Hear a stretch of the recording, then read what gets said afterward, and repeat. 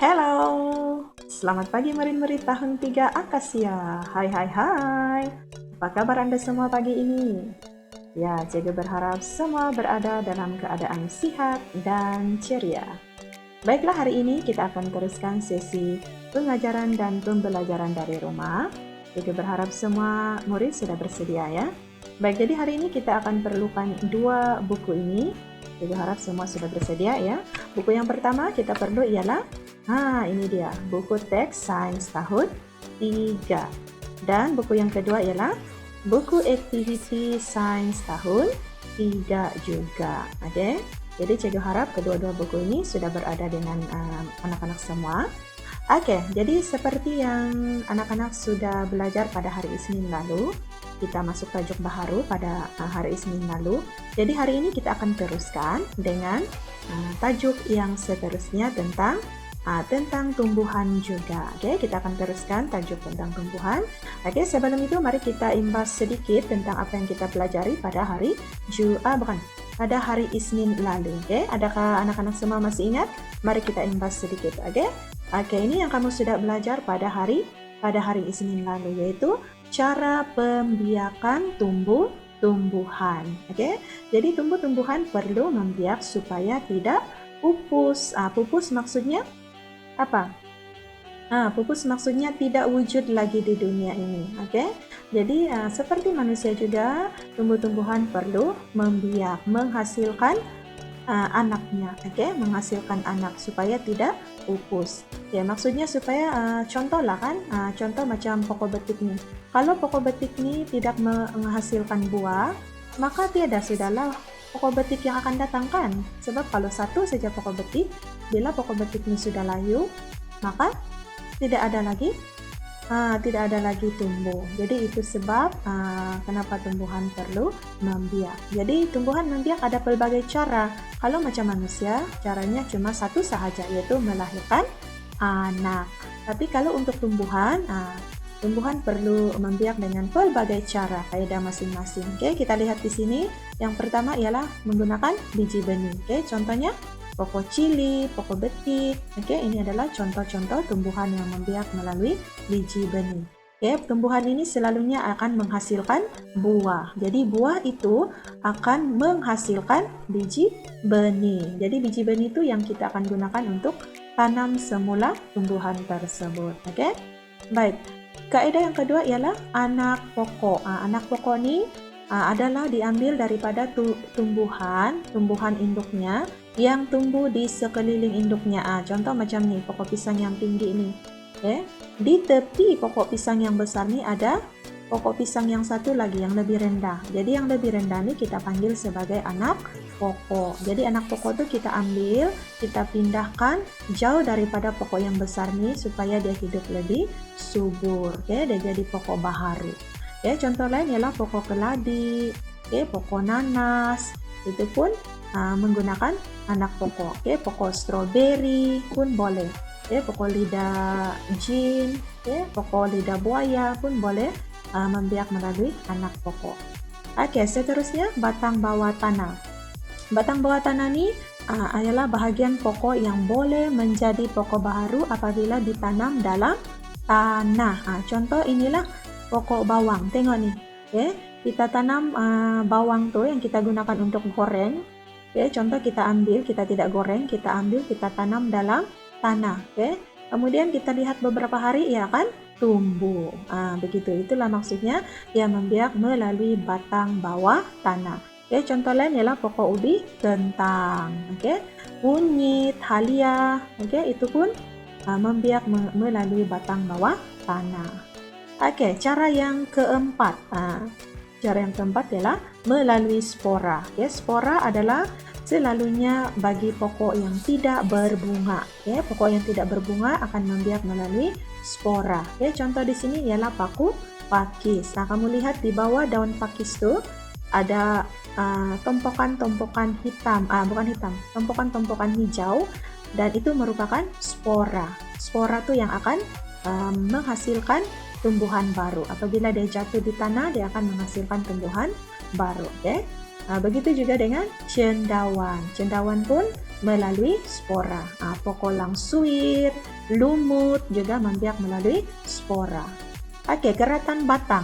Keratan batang adalah pokok yang ditanam boleh menjadi pokok baharu. Oke, contoh dia ini pokok ubi kayu. Oke, kita ambil sahaja batangnya, kemudian kita tanamkan di dalam tanah, ia akan tumbuh. Oke, contoh lain pokok bunga kertas, pokok tebu, pokok bunga raya. Oke, tumbuhan ini boleh dibiakkan dengan cara keratan batang. Oke, kaedah yang seterusnya ini pokok lidah jin dan pokok setawar. Ini pula melalui daun. Ada pokok yang boleh membiak melalui daun induknya. Kita ambil daunnya sahaja, kemudian kita tanam. Ia akan menjadi pokok baharu. Contoh di sinilah pokok lidah jin, pokok setawar, pokok lidah buaya, dan banyak lagi boleh membiak melalui daun. Selalunya yang boleh membiak melalui daun ialah tumbuhan yang menyimpan air yang banyak pada daunnya. Jadi tumbuhan itu boleh dibiarkan melalui daun. Jadi ada berapa kaidah? Coba kita kira. 1, biji benih. 2, anak pokok. 3, batang bawah tanah. 4, spora. 5, keratan batang. Dan 6, daun. Ada 6 kaidah pembiakan tumbuhan. Ini kamu sudah belajar pada hari Isnin lalu. Ada kamu buat latihan dan ada beberapa murid yang kurang tepat jawaban. Saya harap semua jawaban telah diperbaiki. Baik, jadi hari ini kita akan belajar. Ini dia. Kenapa tumbuhan penting kepada manusia dan haiwan? Kenapa tumbuhan itu penting sangat kepada kita? Ini contoh tumbuhan. Ini lagi di dalam hutan.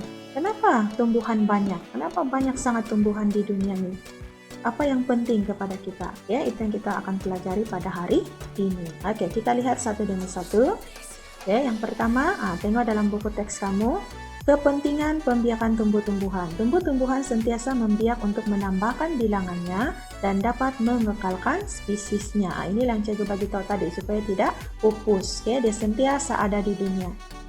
Ini ya, situasi 1. Kita beruntung karena tumbuh-tumbuhan di sini sentiasa tumbuh semula. Bolehlah kita sentiasa mendapat makanan. Jadi kata kunci di sini makanan. Tumbuhan itu boleh dijadikan sumber makanan kepada manusia dan haiwan. Bukan haiwan sahaja yang makan, tetapi manusia pun makan tumbuhan kan. Manusia makan buah betik, manusia makan sayur-sayuran. Artinya manusia pun makan tumbuhan. Itu yang pertama, kepentingan pertama, sumber makanan. Kepentingan yang seterusnya. Kepentingan yang seterusnya ialah kita lihat situasi 2. Habitat kita di sini telah musnah. Nasib baiklah pokok-pokok di hutan sebelah masih ada dan sentiasa tumbuh. Dapatlah kita berlindung di sana pula. Berlindung. Ini kata kunci, berlindung. Kamu tengok yang lain ini, monyet yang lain ini menangis sudah. Kenapa mereka menangis? Sedih. Karena pokok-pokok telah ditebang. Jadi apabila pokok-pokok ditebang, mereka tiada tempat tinggal, tiada tempat berlindung. Jadi situasi 2 ini menunjukkan bahwa ini tumbuhan sangat penting sebagai habitat haiwan. Haiwan akan tinggal di atas pokok kan. Burung pun membina sarangnya di atas pokok. Tupai, monyet dan macam-macam haiwan lagi. Jadi kita lihat di situ di bawah spesies. Spesies ialah golongan benda hidup yang mempunyai sifat atau jenis yang sama. Jadi spesies itu bila macam ni monyet, mereka mempunyai spesies yang sama, mereka akan mencari habitat yang sama. Itu maksudnya di sini ya. Baik, kita lihat seterusnya. Kepentingan seterusnya ialah situasi 3. Tengok di sana. Wah, segarnya udara di sini. Tentulah, ini pokok yang cakap. Tentulah karena saya dan kawan-kawan saya sentiasa ada untuk membekalkan oksigen kepada kamu. Jadi kata kunci di sini oksigen. Tumbuhan boleh memberikan kita gas oksigen. Berarti tumbuhan adalah sumber udara oksigen kepada manusia dan haiwan. Gas oksigen itu digunakan untuk apa? Siapa tahu? Untuk bernafas. Kalau kita tidak dapat bernafas, kita akan matilah. Jadi oksigen itu sangat penting kepada manusia dan kita hanya boleh mendapatkan gas oksigen secara semula jadi dari satu sumber sahaja yaitu tumbuhan. Nah, kamu tidak nampak tuh, tetapi ia berlaku secara berterusan tanpa kamu sadar. Baik, kita lihat situasi yang seterusnya. Ini situasi 4. Kami diperbuat daripada kayu. Mujurlah pokok-pokok di hutan masih membiak untuk membekalkan sumber kayu. Ini siapa yang cakap? Perusi ini. Jadi artinya tumbuhan kita boleh buat apa? Boleh buat macam-macam kan? Itu sumber kayu kepada manusia. Tetapi bila kita menggunakan tumbuhan untuk membina semua ini, kita perlu guna secara berhemat. Tidak boleh sewenang-wenangnya terus tebang semua. Kita perlu pilih tumbuhan yang cukup matang sahaja baru kita baru ditebang. Jangan yang masih rendah-rendah pun semua ditebang.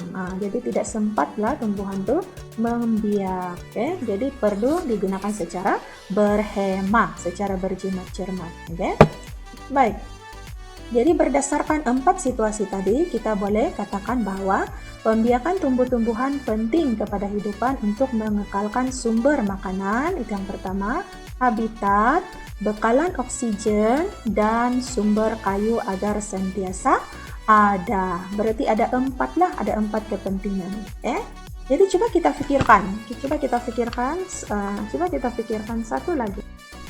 Baik, jadi berdasarkan 4 situasi tadi, kita boleh katakan di sini bahwa pembiakan tumbuh-tumbuhan penting kepada hidupan untuk mengekalkan sumber makanan, habitat, bekalan oksigen, dan sumber kayu agar senantiasa ada. Jadi ada berapa?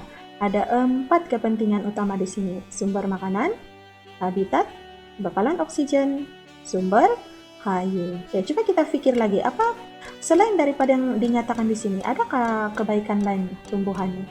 Siapa boleh bagi idea? Cikgu ada satu idea di sini, yaitu apa dia? Coba lihat nih. Akar saga merupakan tumbuhan yang boleh tumbuh dengan agak lama dan kebiasaannya melilit pada pokok. Kita lihat adalah jeranggau, digunakan untuk meluas dalam perubatan herba modern sebagai perangsang aromatik. Seterusnya, kapas hantu merupakan sejenis tumbuhan malar hijau yang berasal dari Asia hingga ke Australia.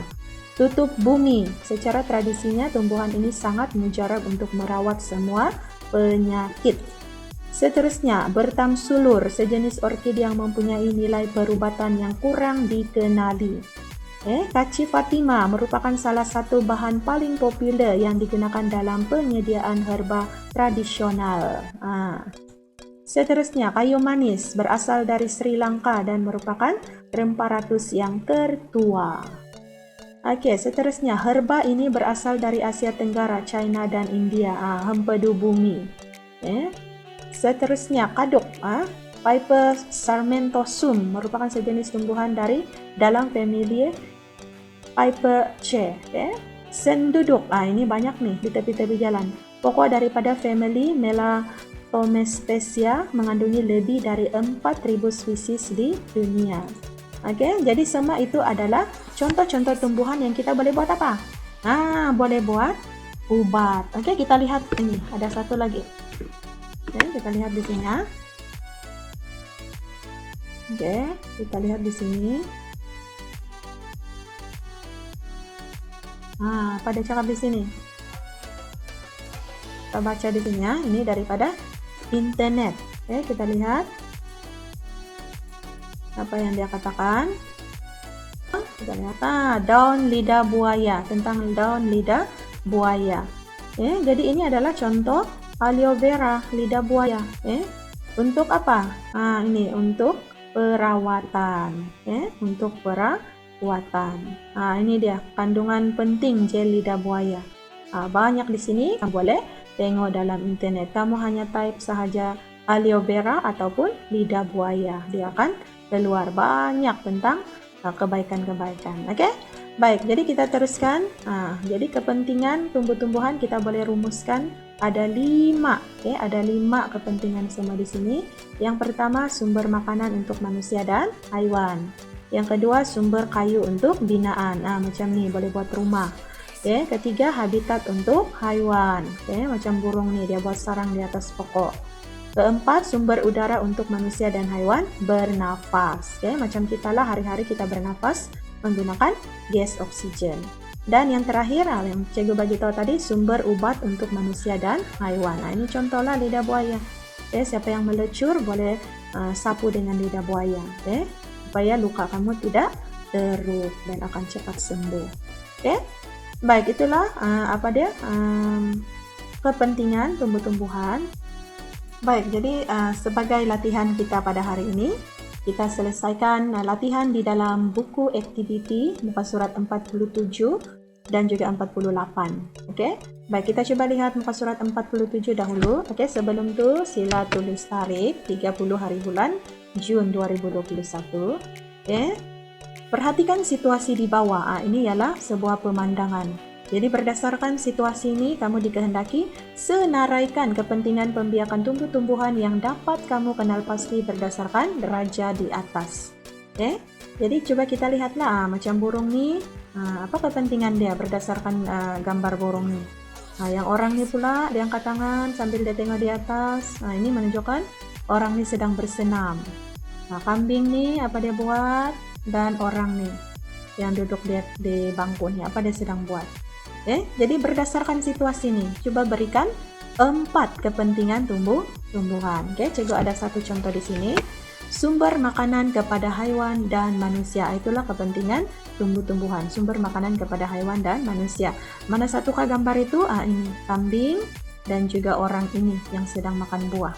Jadi kedua-dua ini, haiwan, kambing, dan juga manusia ini menunjukkan tumbuhan adalah penting sebagai sumber makanan kepada haiwan dan manusia. Jadi ada 3 lagi kamu perlu cari. Coba kamu pikir dan tulis di situ. Oke? Baik, 48. Ini yang senang lah. Tulis tarik dahulu. Kamu cuma perlu gariskan jawaban yang betul berdasarkan ayat dan juga pilihan jawaban. Kita coba yang satu nih. Tumbuh-tumbuhan perlu membiak agar sentiasa ada untuk membekalkan. Ada 2 pilihan. Membekalkan sumber makanan atau sumber air kepada hidupan lain. Jadi tumbuhan tuh boleh beri kita apa? Bekalkan kita apa? Makanan atau sumber air? Betul, sumber makanan. Jadi kamu cuma perlu gariskan saja jawaban yang betul. Oke? Senang kan? Oke, jadi cikgu harap kamu boleh siapkan 2 latihan ini. Kemudian, jangan lupa hantar gambar jawaban dan gambar kamu semasa menjawabnya. Sekian sahaja untuk hari ini. Kita berjumpa lagi di masa akan datang. Selamat belajar semua. Bye-bye.